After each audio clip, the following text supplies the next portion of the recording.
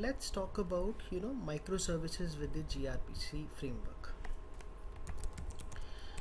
Right. So now we can establish microservices not using SOAP, not using REST, but with the Google established RPC framework. So first of all, gRPC is a framework, as I just said, and it works with HTTP2 protocol. So HTTP 1 protocol and 1.1 protocol used to work with text based messages, and now HTTP 2 protocol has come, which works with the binary data, right? Basically HTTP 1 has few limitations which HTTP 2 has resolved, and gRPC framework works with the HTTP 2 protocol. Now because of this, it helps developers build scalable microservices. Scalable microservice meaning basically with the passage of time, those services can be established, can be enhanced over the period of time. They are scalable. You can increase their potential, or you can increase their business functionality, or you can enhance their business functionality. Basically those microservices ultimately give you higher output or higher throughput, so as to say, and it has a low latency rate. I'll tell you how. Basically, so basically now we will create microservices with gRPC framework, which works with HTTP2 protocol, and it helps us create a scalable microservices which has, in comparison to REST or SOAP, it gives us higher output, higher end result, good better end result. So let's talk about the fundamentals of gRPC framework first, and we'll talk about its feature. So there is something which gRPC framework has introduced, which is called as protobufs or protocol buffer, right? I'll also tell you about that. See, we have created a small presentation slide to begin with this microservice, right? Let's start with the this one. So to begin with, we can say that it's basically inter-service communication only, right? How one service communicate with the other service. Now so basically now large scale applications or large scale software, they don't live in a monolith world. They don't resides in monolith today. What is that? Monolith is one big piece of code, one big block code, basically, right? Basically what we are trying to say is, we will one big monolith code is divided into smaller units, and that smaller unit is basically good in itself because they are independent and they are autonomous in themselves, right? So you have the independent and the autonomous small services with you to work, which are highly efficient, and you can scale them. They are highly scalable also. So here we have given a small example that we have multiple services: user service, order service, and payment service. Now these three are separate individual functionalities in themselves. So basically these three services establish one larger application. Basically all shopping orders deal with these three services: user service connecting with the order service, further connecting with the payment service, and then the output goes to the client, web browser, mobile application, right? So basically if I have to explain this, when an order is checked out, see, order service, or when we create orders or when we retrieve orders, see, every time a client always deals with the user service first, right? User can create create orders talks to payment service to facilitate the payment at the checkout time, and payment service further talks to user service to retrieve any user specific information to complete the payment process. So these three services, user service order service and payment service, they all talk to one another, right? Or they further can talk to the database, the data storage device, they can talk to any external service, right? uh, let's say any cross-cutting concern, which the entire system requires. So they can collaborate with further systems also. But this is how a basic, you know let's say a shopping application works. We send a request to user service talks to order service further talks to payment service, and payment service fetch the user detail to complete the entire process, right? We can save this entire record in database, we can talk to external system to fetch any details about the product, any details about the user through any external services.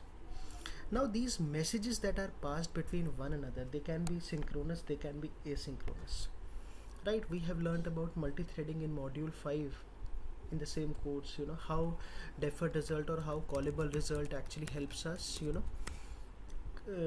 how they help us handle multiple messages, or how they help us handle multiple requests parallelly. Everything happens in the background. All these services, they work in a background and they carry on with their further processing.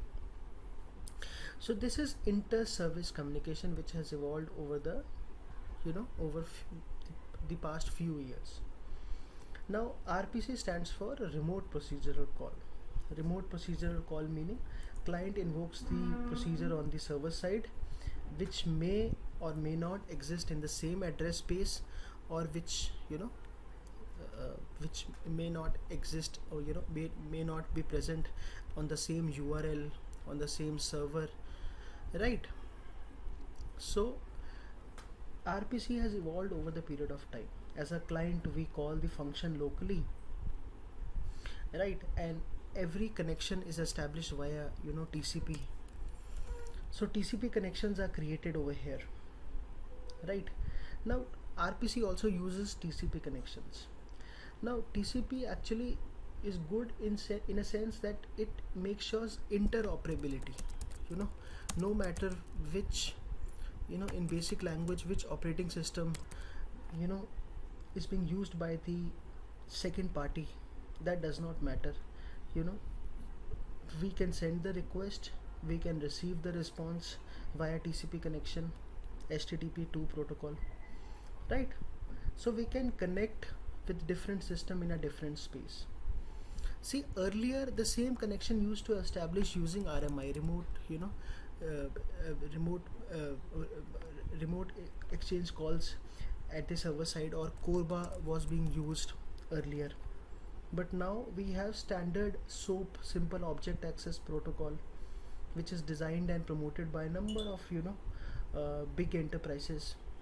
SOAP is basically follows the SOA principle, service oriented architecture principle. See, the client and server exchange data in the form of XML in the SOAP based web services, right? So we this can be implemented in across platforms and across systems which are entirely different from each other, right?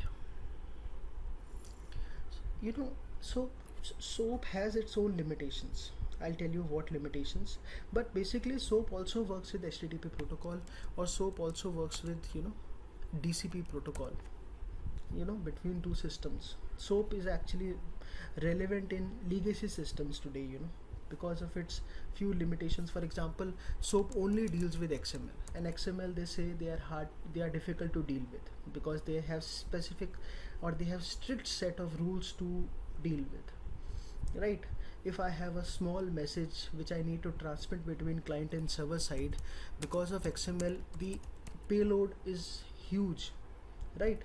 Because of huge payload, ultimately performance issues occurs both at the client side and the server side. So they say SOAP has limitations to deal with. So to resolve the SOAP based limitations, they came up with REST, representational state transfer. That is also a specification in which you define the methods of a service, where every method or every resource is identified by a URL, uniform resource locator. So REST also works with HTTP protocol, right? And earlier before RPC, REST was the, you know, de facto standard for implementing microservices, right? But it has limitations because REST says we will, REST only understands the text based messages, and client understands the binary format. So every time a text has to be converted to binary while sending the request, and when the response come, binary has to be converted to text. So that is also a huge overload, right? Conversion of text to binary or binary to conversion. And REST only expose CRUD behaviors, or some people call it as crude behavior. Create, read, update, delete, right? They have their own methods: get, put, post, delete, right? So they say it is also little cumbersome to work with REST in a longer run, because you have to expose your functions, you have to expose your APIs, and most importantly, you have to only deal with text based messages. So that is the reason they came with the RPC, remote procedural call, to write all microservices, right? They say by default every request and response will go in a binary format, right? So incompatibility, inconsistency, runtime problems will never occur, because both parties are accepting or understanding the binary format, right? So there were certain limitations to REST. On the next slide we have mentioned those limitations, that text-based message call, they expose the entire CRUD behavior, and they do not define strict interface types. Strict interface type, they mention the custom name to every method, right? They have a API or a Swagger specification which mentions the architecture, right? So their interface types, or basically these messages, get, post, delete, they all are, they are fixed. You have to follow those methods only, right? So this RPC framework has given us two major features and benefit, which we will talk about in the coming classes. That it works with HTTP2 protocol, and first it's open source also, and we'll also talk about protobufs or protocol buffer, right? But let's talk about that in the next session. Here we have only understood why not REST and why not SOAP, and why microservices prefer now Google based RPC, remote procedural call, from year 2015. Why this is being adopted to create microservices as of date, right? In the next session we will talk about the overview, we'll talk about the foundation, we'll talk about the features, bi-directional features of a RPC framework, right? Thank you.